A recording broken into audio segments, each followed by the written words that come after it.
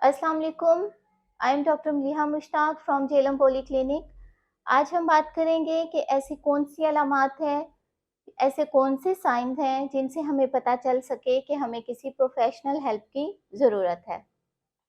हमारी ज़िंदगी में बहुत दफ़ा ऐसा होता है कि हम डिस्टर्ब हो जाते हैं, कभी फैमिली इश्यूज़ की वजह से, कभी कोई जॉब के रिलेटेड स्ट्रेस की वजह से, या कभी वैसे हमारी लाइफ में कोई ऐसा मसला हो जाता है कि हमें उसका हल ढूँढने में मुश्किल हो रही होती है और हम बहुत ज़्यादा परेशान हो जाते हैं।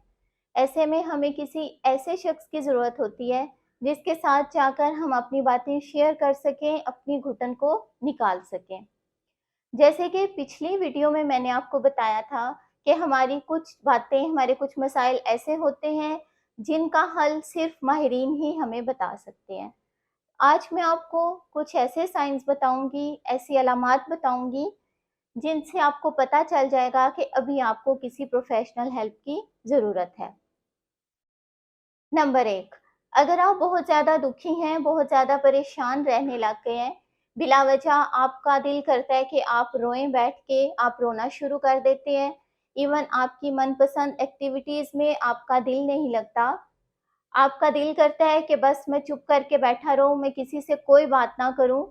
आपको छोटी छोटी बातों पर गुस्सा आ जाता है या फिर छोटी छोटी बातों का आप बुरा मान जाते हैं, तो ये एक इंडिकेशन है कि आपको प्रोफेशनल हेल्प की ज़रूरत है।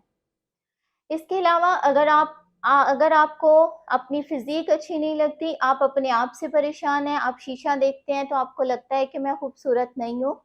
मैं अच्छा नहीं दिख रहा, इवन कि मैं सोसाइटी में मूव नहीं कर सकता, आपको लगता है कि बगैर वजह के मेरा वेट जो है वो ज़्यादा हो गया है या ज़रूरत से ज़्यादा कम हो गया है, मैं खूबसूरत दिखाई नहीं देता, या दूसरी तरफ आपको ऐसा लगता है कि मैं बीमार हूँ, कब मेरे जिस्म में दर्द रहता है, कभी मेरे सर में दर्द होता है, कभी हड्डियों में दर्द होता है, कभी कोई मसला, कभी कोई मसला,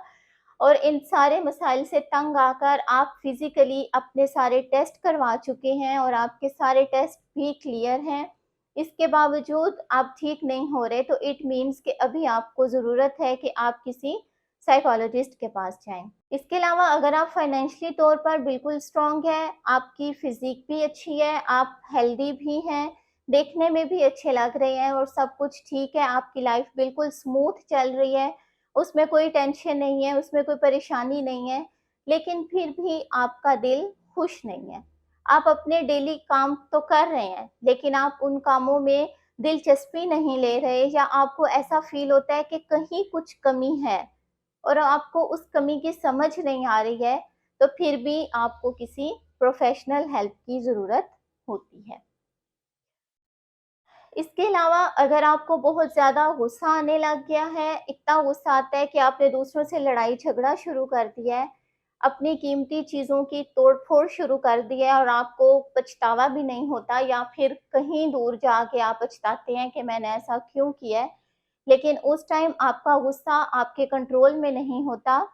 ये भी एक अलामत है। इसके अलावा अगर किसी किस्म का आप डर महसूस कर रहे हैं और उस डर के पीछे कोई जेन्युइन रीज़न नहीं है, वो बेजा खौफ है, वो सिर्फ़ आपका क्रिएट किया हुआ डर है और उसकी वजह से आपको घबराहट होने लग गई है, उसकी वजह से आपको ऐसा लगता है कि जैसे अभी कुछ गलत हो जाएगा या मेरे साथ कुछ बुरा होगा या मेरे घर वालों के साथ या मेरे दोस्त के साथ कुछ बुरा हो सकता है। तो ये सोचें, अगर आपको इस तरह की आ रही हैं जिसकी वजह से घबराहट होगी, बेचैनी होगी, आपको पसीने आना शुरू हो जाएँगे, दिल की धड़कन तेज़ हो जाएगी और आप बाज़ औक़ात आप रोने लग जाएँगे, बाज़ औक़ात आपको ऐसा लगेगा कि अब कुछ भी ठीक नहीं होगा, कुछ न कुछ गलत ज़रूर हो जाएगा। इसके अलावा हमारी सोचें जो हैं बाज़ औक़ात हमारे कंट्रोल से बाहर हो जाती हैं, हम बहुत ज़्यादा सोचने लग जाते हैं। सोचें इतनी बेरब्त हो जाती हैं कि वो नेगेटिविटी की तरफ लीड करने शुरू हो जाती हैं, और जब हम नेगेटिव सोचने लग जाते हैं, तो फिर नेगेटिविटी जो है वो depression, anxiety, panic attack, stressor जैसे डिसऑर्डर्स को लीड करती है। तो बजाय इसके कि हम बहुत आगे तक जाएँ, सोच-सोच के खुद को पागल करते रहें और सोच-सोच के खुद को बीमार कर लें, इससे बेहतर है अगर आपको ऐसा लगता है कि आपका इख्तियार आपकी सोचों पर नहीं है, आप बहुत ज़्यादा सोचने लग गए हैं और बिला वजह परेशान रहने लग गए हैं, تو آپ فوراً کسی اچھے سائیکالوجسٹ کے رجوع کریں۔ اکثر لوگ جو ایموشنلی طور پر یا مینٹلی طور پر کسی پرابلم میں ہوتے ہیں، ان کا کنسنٹریشن لیول بہت زیادہ لو ہو جاتا ہے، ان کی میموری کا ایشو آنے لگ جاتا ہے، وہ چھوٹی چھوٹی چیزیں، چھوٹی چھوٹی باتیں بھولنے لگ جاتے ہیں۔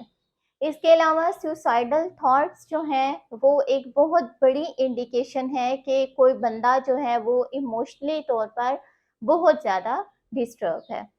تو اگر آپ کو یا آپ کے عزیز و اقارب میں سے کسی کو یا آپ کے دوستوں کو یا ایسے انسان جسے آپ جانتے ہوں، آپ کو لگتا ہے کہ ان میں سے کوئی ایک علامت بھی آپ میں یا کسی اور میں موجود ہے،